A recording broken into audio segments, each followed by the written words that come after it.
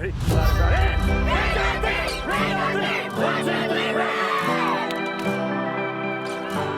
Hi, I'm Nick LeDuc from Braden River Soccer Club. I'm the 2010 Boys Premier Coach. We today are going to be working on moving the ball quickly, getting the ball off of our foot quickly, and then later in the session we're going to work on making decisions quickly. When we have the ball, can we think ahead of where it's going to go next? The session would apply to any age group, but the only advice I would give if they have bigger bodies, you're going to want to give them a little bit more space.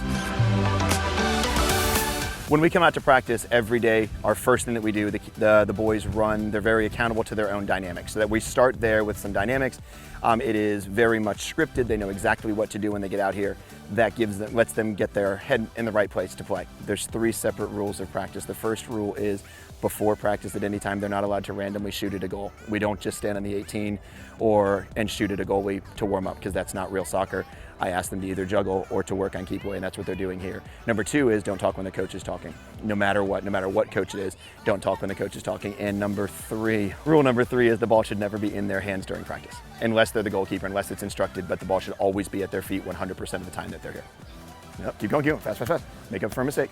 Now today, since we're moving the ball quickly, we're gonna go from small to big. So small today is gonna begin with the green square.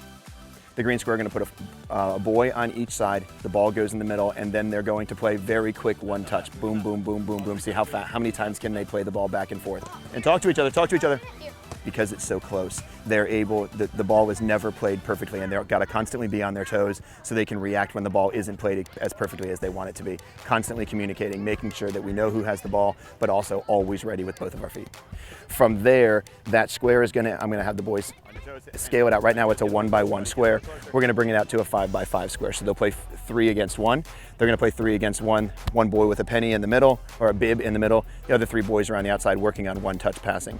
Once that's done, then we're gonna expand it out again, and we're going to play from the green cones to the red cones. And they're going to work on moving the ball from making it more directional. Meaning directional means that when we're in the square of 3, it's not directional, it's just possession.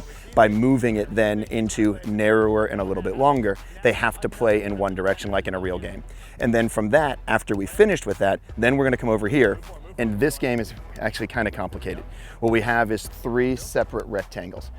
A big rectangle down there, a narrow rectangle in the middle, and a bigger rectangle here. I'll put 4 boys here, 3 boys in the middle, 4 boys at that end. The 3 boys in the middle alley are defenders, but they may not leave that area. So, well, that's not 100% true. Can we amend that? Yep. Okay. Pick it back up there. The boys in the middle alley are the defenders. When the team at one end is in possession, one of those defenders may come and defend. Once they've gotten to 3 passes, then they have to pass it from this end to the other end through the middle alley. So that makes those defenders have to move with the ball, makes that defender that's defending have to defend 4.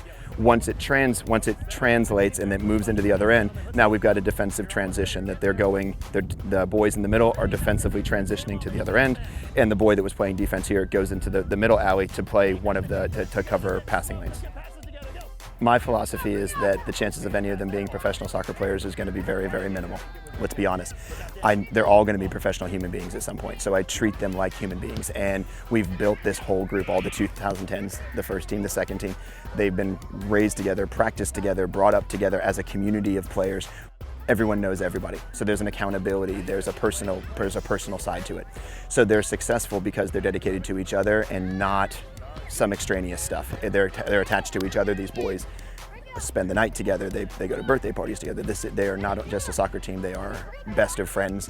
So with that comes a little bit of chemistry, and they will challenge each other. They will stand up to each other. They will say when something isn't right. And because of that communication, they're good, and they work hard.